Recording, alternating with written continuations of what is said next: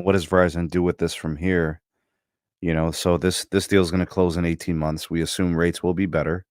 They'll get to refinance the debt, obviously, buy out those shares. There'll be a bit of an integration process. One of the things that was there in the report, or not this one, but I think it was a similar one. They spoke to $500 million in annual synergies. In your estimation, Moose, do you think that's valuable enough in and of itself, or is the true value in this deal the fact that they're just going to be in new places, have access to more customers, and the synergies will be more so in the fiber access to things like cell sites and such? Well, it's definitely the access, but also don't forget the synergies of you're going to be able to reduce significant headcount.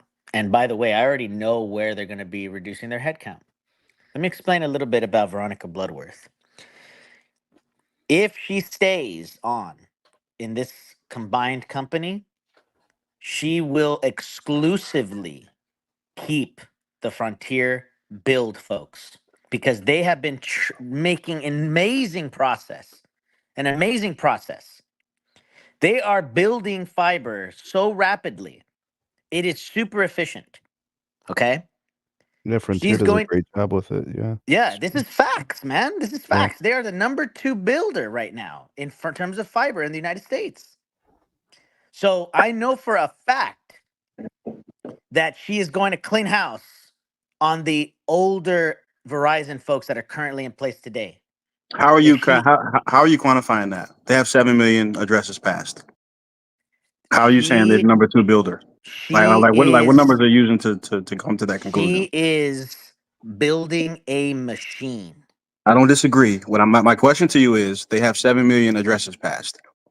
How are they the number 2 builder with 7 million addresses passed? Because they've been able to deal with the unions. They've been able to deal with the labor, the construction costs, the materials cost. They are a much more efficient machine than Verizon is today because they've been able to do all this effort in 10 years, almost 10 years, 9 years. And by the way, Veronica Bloodworth has only been there for 3-4 years. What's interesting, Moose? Yeah, I've heard internally from certain Verizon folks, and they have told me that Verizon is not that efficient when it comes to those operations. I've heard that before internally from Verizon folks. So that's not unprecedented to have, to kind of describe it that way. So let me ask my question again, because maybe I'm not being clear. I apologize. Moose made an assertion that Frontier is the number 2 builder in fiber. My question is, what data are you using to quantify that? As of right now, they have 7 million addresses passed. How are they number 2? Are you saying that from X date to Y date, they've built more than these companies have? I mean, tell me how you're coming to that conclusion. What data are you using to come to that conclusion? The amount of fiber locations created in the past 5 years, just say 5 years, fiber locations exceeds any other companies except AT&T's. Okay. So what source are you using what source are you telling? Yes, I am, because that's a huge assessment. That's a huge assertion. That's not a huge assessment. That's not a huge assessment. Because the footprint of Verizon is mostly built out today in Metro Northeast, correct? They're still building, is what I understand. They're still building. That's what they've talked about. They're not, but they're not building as fast or as many locations as Frontier. Okay, so my question is, what's your source? What data? Like who are you quoting? We don't have time to debate the source. We don't have time to debate source. These are the facts. Frontier. You can't say it's a fact and tell me, and then say you don't want to talk about the source. Frontier is the number 2 builder in the United States today. Okay. Are you citing? Are you citing an article? Are you citing? What are you citing? What are you citing? Who's number 1? Number 1 is AT&T. Number 2 is Frontier. Frontier. With 7 million passes, when 7 million addresses passed, they're number 2. Yes. And from what date to today? What are you citing? From what date? Oh my God, here we go. I'm not debating ridiculous. I'm not debating. I'm asking you a question about the data that you are citing.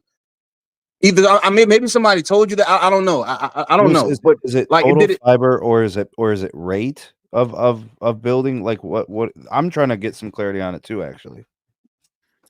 I'm gonna do a quick Google here. Hold on. That would be helpful. No, Yeah, I'm gonna do a quick and a Google. time frame I think matters too because I mean, Frontier has been pretty busy the last 4 or 5 years. While we wait for that information from Moose, here's one thing I can definitely agree with him on. To Frontier's credit, they have done an amazing job building fiber to the prim the last few years. That's not something that can be debated, and I'm not trying to debate that. They really, really have. The whole reason they got sold off, according to what we know, and what's been touted, is that they were mostly a copper network. They really were. They were mostly copper when Verizon sold them off. So they had to modernize their network in order to be a viable company. Oh, I The see. reason why they went. I see what Moose is citing now. Okay, so just tell me. Let me know. They're the fastest fiber builder on an annual basis, so like year to year. That is correct. They're Yes, they second are. only to AT&T. Okay, so that's what I was asking. So like, what's the number, Sneed? Like, what's the comparison? They some years they've added 1.3 million past addresses. Some years they've added up to 3 million. Okay. Thank you. I So appreciate it. Yeah. So again, I'm not trying to debate the sources.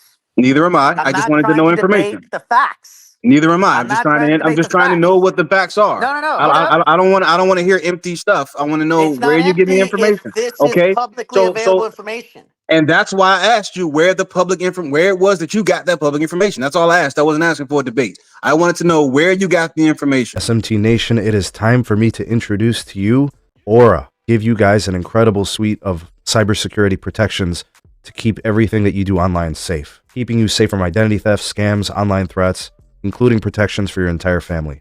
They offer pretty much a worry-free trial period. Obviously, the pricing is very competitive, starting at $12 per month. They've got one simple and easy app for you to use.